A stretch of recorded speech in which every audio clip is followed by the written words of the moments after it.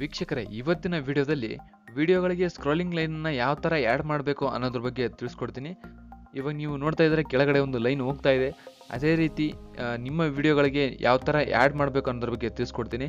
ಅದಕ್ಕೂ ಮುಂಚೆ ಇದೇ ಮೊದಲನೇ ಬಾರಿಗೆ ನಮ್ಮ ಚಾನಲ್ನ ವಿಡಿಯೋನ ನೋಡ್ತಾ ಇದ್ದರೆ ದಯವಿಟ್ಟು ಸಬ್ಸ್ಕ್ರೈಬ್ ಆಗಿ, ಜೊತೆಗೆ ಪಕ್ಕದಲ್ಲಿ ಕಾಣುವ ಬೆಲ್ಲೈಕನನ್ನು ಪ್ರೆಸ್ ಮಾಡಿ. ಇದರಿಂದ ನಾವು ಮಾಡುವ ಎಲ್ಲ ವಿಡಿಯೋಗಳನ್ನು ನೀವು ತಕ್ಷಣವೇ ನೋಡ್ಬೋದು. ಸ್ಕ್ರೋಲಿಂಗ್ ಲೈನನ್ನು ರೆಡಿ ಮಾಡೋದಕ್ಕೆ ನಮಗೆ ಕೈನಮಾಸ್ಟರ್ ಮತ್ತು ಪಿಕ್ಸೆಲ್ ಲ್ಯಾಬ್ ಎರಡು ಆ್ಯಪ್ಗಳು ಬೇಕಾಗುತ್ತವೆ. ಮೊದಲನೇದಾಗಿ ಪಿಕ್ಸೆಲ್ ಲ್ಯಾಬ್ನಲ್ಲಿ ಟೆಕ್ಸ್ಟನ್ನು ಎಡಿಟಿಂಗ್ ಮಾಡ್ಕೊಳ್ಳೋಣ. ಪಿಕ್ಸೆಲ್ ಲ್ಯಾಬ್ ಓಪನ್ ಮಾಡಿದ ತಕ್ಷಣ ನಮಗೆ ಈ ರೀತಿ ಕಾಣಿಸುತ್ತೆ.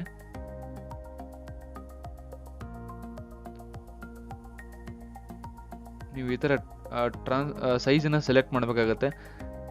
ನಾನು ಯೂಟ್ಯೂಬ್ ಥಂಬ್ನೈಲ್ ಸೈಜನ್ನು ಸೆಲೆಕ್ಟ್ ಮಾಡ್ತೇನೆ, ನಮಗೆ ಈಸಿ ಆಗುತ್ತೆ. ಮತ್ತು ಅದಾದಮೇಲೆ ನಾವು ಟ್ರಾನ್ಸ್ಪರೆಂಟ್ ಅಂತ ಈ ಥರ ಕೊಡಬೇಕು. ಅದಾದ ಮೇಲೆ ಒಂದು ಸ್ಕ್ವೇರ್ ಬಾಕ್ಸನ್ನು ಸೆಲೆಕ್ಟ್ ಮಾಡ್ಕೊಳ್ಳಿ. ಅದನ್ನು ಈ ಥರ ಡ್ರ್ಯಾಗ್ ಮಾಡಿ, ಮತ್ತು ತುಂಬ ಚಿಕ್ಕ ಸೈಜನ್ನು ಅದನ್ನು ಅಡ್ಜಸ್ಟ್ ಮಾಡ್ಕೊಳ್ಳಿ. ಸೈಜನ್ನು ಈ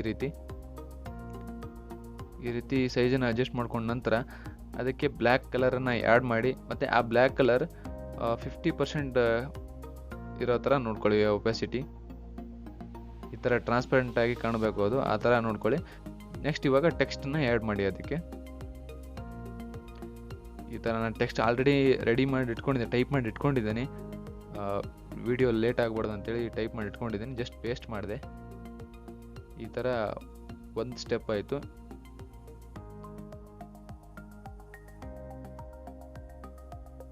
ಈ ರೀತಿ ಸ್ವಲ್ಪ ಲೆಟರ್ಸ್ನ ಸ್ವಲ್ಪ ಚಿಕ್ಕದಾಗಿ ಮಾಡಿಕೊಂಡ್ರು ತೊಂದರೆ ಇಲ್ಲ, ಅಲ್ಲಿ ನಮಗೆ ಚೆನ್ನಾಗಿ ಕಾಣಿಸುತ್ತೆ. ಇನ್ನು ಇಷ್ಟು ಚಿಕ್ಕದು ಸಾಕು. ನಾವೇನು ಮುಂಚೆ ಮಾಡಿಟ್ಕೊಂಡಿದ್ದೀವಲ್ಲ ಆ ಲೈನಲ್ಲಿ ಇದು ಆ್ಯಡ್ ಆಗಬೇಕು. ಅಷ್ಟು ಚಿಕ್ಕದಾಗಿದ್ದರೆ ಸಾಕು. ಈ ರೀತಿ ಆ್ಯಡ್ ಆಯಿತು. ನೆಕ್ಸ್ಟ್ ಇನ್ನೊಂದು ಸೆಟ್ ಲೈನ್ ಇದೆ, ಅದನ್ನು ಆ್ಯಡ್ ಮಾಡ್ಕೊಳ್ಳೋಣ. ಈ ಟೆಕ್ಸ್ಟನ್ನು ಸ್ವಲ್ಪ ಬೋಲ್ಡ್ ಮಾಡ್ಕೊಂಡ್ರೆ ಇನ್ನೂ ಚೆನ್ನಾಗಿ ಅನಿಸುತ್ತೆ. ಅಲ್ಲಿ ತುಂಬ ಕ್ಲಾರಿಟಿಯಾಗಿ ಕಾಣಿಸುತ್ತೆ ನಮಗೆ. ಈ ರೀತಿ ಇದು ಸೆಟ್ ಆಯಿತು. ಇನ್ನೊಂದು ನೆಕ್ಸ್ಟ್ ಸ್ಟೆಪ್ ಯಾವುದಂದರೆ, ಇನ್ನೂ ಒಂದು ಸ್ವಲ್ಪ ಬಾಕಿ ಟೆಕ್ಸ್ಟ್ ಇದೆ, ಅದನ್ನು ಆ್ಯಡ್ ಮಾಡ್ಕೊಳ್ಳೋಣ. ಇದರಲ್ಲಿ ತುಂಬ ಜನ ಆ್ಯಡ್ ಮಾಡ್ತಾರೆ ಸ್ಕ್ರೋಲಿಂಗ್ ಲೈನನ್ನು, ತುಂಬ ಚಿಕ್ಕ ಲೈನನ್ನು ಆ್ಯಡ್ ಮಾಡ್ತಾರೆ. ನಾನು ಇವಾಗ ತೋರಿಸಿರೋ ಟಿಪ್ಪಿಂದ ನೀವು ತುಂಬ ದೊಡ್ಡ ಲೈನನ್ನು ಬೇಕಾದರೂ ಇದರಲ್ಲಿ ಆ್ಯಡ್ ಮಾಡ್ಕೋಬೋದು. ನೀವು ಇದನ್ನು ಸ್ವಲ್ಪ ಸೈಜನ್ನು ಚಿಕ್ಕದು ಮಾಡ್ಕೊಳ್ಳೋಣ.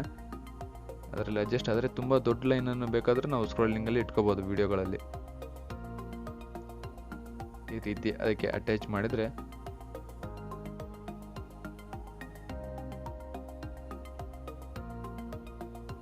ಈ ರೀತಿ ಸೆಟ್ ಆಯಿತು. ಅದಕ್ಕೆ ನೆಕ್ಸ್ಟ್ ಇದನ್ನು ನಾವು ಸೇವ್ ಮಾಡ್ಕೋಬೇಕು. ಇದೆಲ್ಲ ರೆಡಿ ಆದಮೇಲೆ ಸೇವ್ ಮಾಡ್ಕೋಬೇಕು. ಅಂದರೆ ಸ್ವಲ್ಪ ಕ್ವಾಲಿಟಿ ಇಮೇಜನ್ನು ನಾವು ಸೇವ್ ಮಾಡ್ಕೊಂಡ್ರೆ ನಮಗೆ ಅಲ್ಲಿ ವಿಡಿಯೋ ಸ್ಕ್ರೋಲಿಂಗಲ್ಲಿ ಇನ್ನೂ ಚೆನ್ನಾಗಿ ಕ್ವಾಲಿಟಿ ಕಾಣಿಸುತ್ತೆ ನಮಗಿದು. ಈ ಥರ ಸೇವ್ ಅಂತ ಇಮೇಜ್ ಅಂತ ಕೊಟ್ಮೇಲೆ ಇಲ್ಲಿ ಕೇಳಿಸ್ತಾ ಇದೆ, ನಮಗೆ ನೋಡ್ತಾ ಇದ್ದೀವಿ ಇಲ್ಲಿ ವೆರಿ ಹೈ ಅಲ್ಟ್ರಾ ಅಂತಿದೆ. ನಾವು ಅಲ್ಟ್ರಾ ಇಮೇಜನ್ನು ಸೇವ್ ಮಾಡ್ಕೊಳ್ಳೋಣ. ಒಳ್ಳೆ ಕ್ವಾಲಿಟಿ ಇಮೇಜಸ್ ನಮಗೆ ಸಿಗುತ್ತೆ. ಈ ಥರ ಇಮೇಜ್ ಸೇವ್ ಆಯಿತು. ನೆಕ್ಸ್ಟ್ ಇವಾಗ ಕಿನೆಮಾಸ್ಟರ್ನಲ್ಲಿ ಬರೋಣ. ಅದನ್ನು ಕಿನೆಮಾಸ್ಟರ್ನಲ್ಲಿ ನಾವು ಲಾಸ್ಟ್ ಪಾರ್ಟ್ 1ನಲ್ಲಿ ವಿಡಿಯೋನ ಮಾಡಿ ಇಟ್ಕೊಂಡಿದ್ವಿ. ಅದೇ ವಿಡಿಯೋಗೆ ಇಲ್ಲಿ ಈ ಸ್ಕ್ರೋಲಿಂಗ್ ಲೈನನ್ನು ಅಟ್ಯಾಚ್ ಮಾಡ್ತಾ ಇದ್ದೀನಿ. ಇವಾಗ ನೋಡ್ತಾ ಇರ್ಬೋದು, ಪಾರ್ಟ್ 1 ವಿಡಿಯೋ ಇದು. ಇದಕ್ಕೆ ನಾನು ಸ್ಕ್ರೋಲಿಂಗ್ ಲೈನನ್ನು ಹಾಕ್ತಾ ಇದ್ದೀನಿ. ಇಲ್ಲಿ ನಾವು ಎಡಿಟ್ ಮಾಡಿ ಇಟ್ಕೊಂಡಿರೋ ಒಂದು ಫೋಟೋ ಇಲ್ಲಿ ಬಂದಿದೆ, ಇಮೇಜು. ಜಸ್ಟ್ ಆ ಇಮೇಜನ್ನು ಸ್ವಲ್ಪ ದೊಡ್ಡದು ಮಾಡ್ಕೊಳ್ಳಿ. ಡ್ರ್ಯಾಗ್ ಮಾಡ್ಕೊಂಡ್ರೆ ಆಟೋಮೆಟಿಕ್ ದೊಡ್ಡದಾಗುತ್ತೆ. ಈ ಥರ ಸೈಜನ್ನು ಸ್ವಲ್ಪ ಇನ್ಕ್ರೀಸ್ ಮಾಡಿಕೊಂಡ್ರೆ ಈಸಿ ಆಗುತ್ತೆ. ನಾವು ಸ್ಟಾರ್ಟಿಂಗ್ ಎಲ್ಲಿಂದ ಅದನ್ನು ಎಲ್ಲಿವರೆಗೂ ರೀಚ್ ಆಗಬೇಕು ಅನ್ನೋದನ್ನ ಸ್ಟಾರ್ಟಿಂಗ್ ಮತ್ತು ಎಂಡಿಂಗ್ ಬಡಿ ಇಟ್ಕೋಬೇಕು. ಅದಕ್ಕೆ ಇಲ್ಲಿ ಒಂದು ಪಕ್ಕದಲ್ಲಿ ಒಂದು ಕೀ ಸಿಂಬಲ್ ಕಾಣಿಸ್ತಾ ಇದೆ ನೋಡಿ. ಅದ್ರ ಮೇಲೆ ಕ್ಲಿಕ್ ಮಾಡಿದ್ರೆ ಸ್ಟಾರ್ಟಿಂಗ್ ಪಾಯಿಂಟ್ ಮತ್ತು ಎಂಡಿಂಗ್ ಪಾಯಿಂಟನ್ನು ನಾವು ಸೆಟ್ ಮಾಡಬೇಕಾಗುತ್ತೆ. ಇವಾಗ ಸ್ಟಾರ್ಟಿಂಗ್ ಪಾಯಿಂಟ್ ಸೆಟ್ ಆಯಿತು. ನೆಕ್ಸ್ಟ್ ಇವಾಗ ಎಂಡಿಂಗ್ ಪಾಯಿಂಟ್. ಅದೇ ಲೈನನ್ನು, ಆ ಲೈನಿನ ಒಂದು ಎಂಡ್ ಪಾಯಿಂಟ್ ಯಾವುದು ಅದನ್ನು ತಂದು ಇಟ್ಕೋಬೇಕು. ಈ ಥರ ಇಟ್ಕೊಂಡ್ಮೇಲೆ ಎಂಡಿಂಗ್ ಪಾಯಿಂಟ್ ಅಲ್ಲಿ ರೈಟ್ ಮಾರ್ಕ್ ಇದೆ ನೋಡಿ, ಅದ್ರ ಮೇಲೆ ಕ್ಲಿಕ್ ಮಾಡಿ.